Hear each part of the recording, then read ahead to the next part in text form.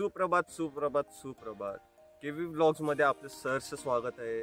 आणि आज दिनांक 2 जानेवारी 2022 आणि फायनली आपल्याला हा मुहूर्त सापडलेला आहे की आपण एक व्लॉग बनवूया. खूप दिवसांपासून इच्छा होती, परत आजचा दिवस ह्यासाठी चांगला आहे कारण की रविवारचा वार, खंडोबाचा वार आणि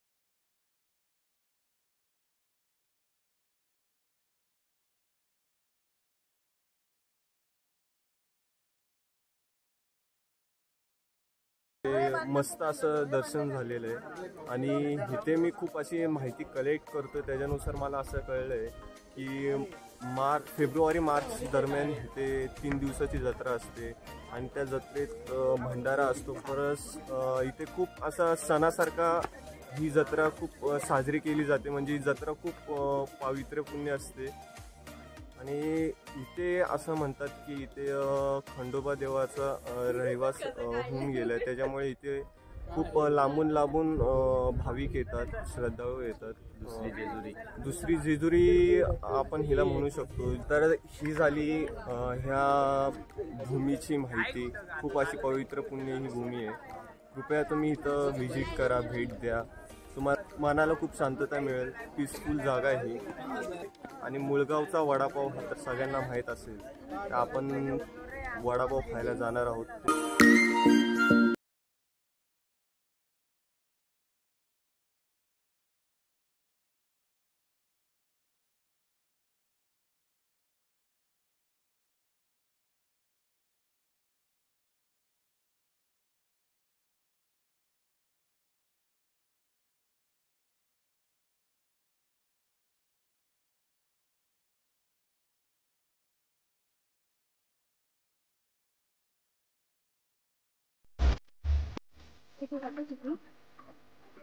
आपण जवळपास अर्ध्यात आलोय.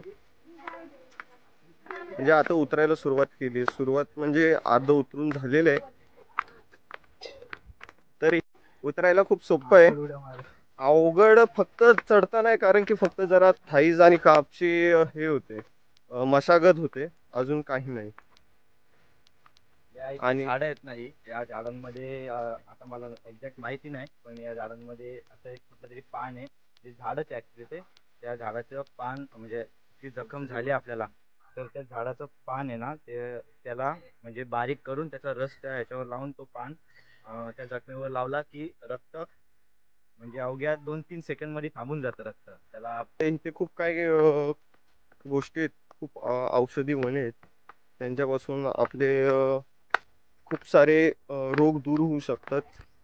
जसं आपल्याला दिवेश बोलला, कारण की तो इथला स्थानिक आहे.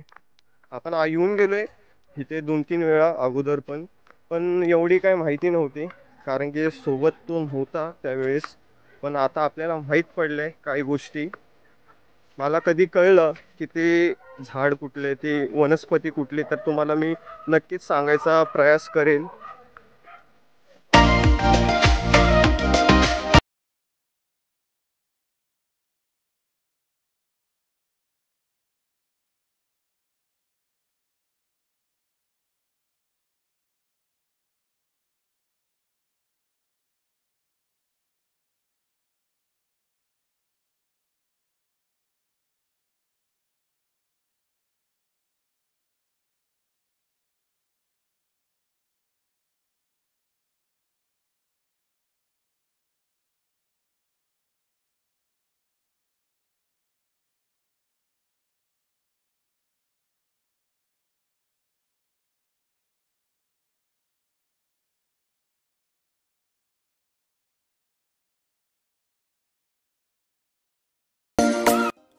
परत घरी येऊन व्हिडिओ शूट करायचं कारण म्हणजे हॉटेलमध्ये असताना पप्पांचा कॉल आला. काही अर्जंट काम असल्यामुळे मला तिथून लगेच घरी यावं लागलं आणि व्हिडिओ एंडिंग करायची राहून गेली.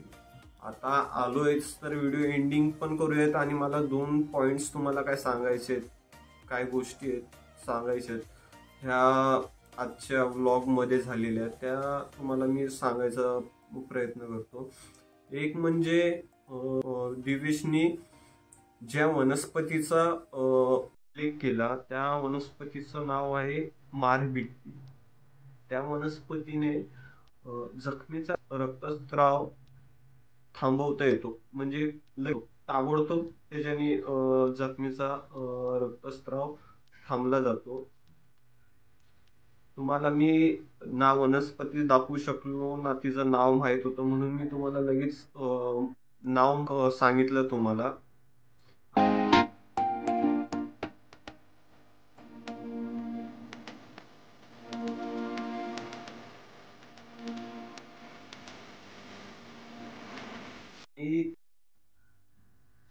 दुसरा आणि महत्वाचा मुद्दा, ही जी क्लिप बघितली तुम्ही, त्यामध्ये मी एक हवेची स्टेप नाही करत आहे. ह्याच्या पाठी खूप मोठं गांभीर्य आहे. मी आतापर्यंत खूप फिरलो, पण सगळीकडे कचरा कचरा कचरा बघितला. नैसर्गिक ठिकाणी काय कचरा करू नका. ते शेवटी आहे ना, कचरा करतो आपण, निसर्ग आपल्यावर पोखतो. त्याच्यामुळे कचरा करू नका. काही कचरा होतो आपल्याकडून, असंही नाही माझ्याकडून होतो, पण मी काय करतो, मी तो कचरा तिथे असले कचरा कुंड्या असतात त्याच्यात टाकतो, किंवा तो बॅगेत घालतो आणि परत घरी येऊन डस्टबिन मध्ये टाकतो. तर असे सोल्युशन आहेत आपल्याकडे, की तिथे दिलेल्या कचरा कुंड्यांमध्ये तुम्ही कचरा टाका, अथवा तो कचरा आपल्याबरोबर कॅरी करा आणि घरी येऊन डस्टबिन मध्ये टाका. याने असं होईल की आपला निसर्गही स्वच्छ राहील, आणि आपल्यानंतर जे येणारे पर्यटक आहेत किंवा आपल्यासारखे जे आहेत त्यांना तो निसर्गाचा आस्वाद घेता येईल. इकडे तिकडे कचरा बघितल्यावर खूप घाण वाटतं. त्याच्या कचरा कुंडी तिथे उपलब्ध असतात, किंवा नसल्यास आपण तो परत घरी यावा.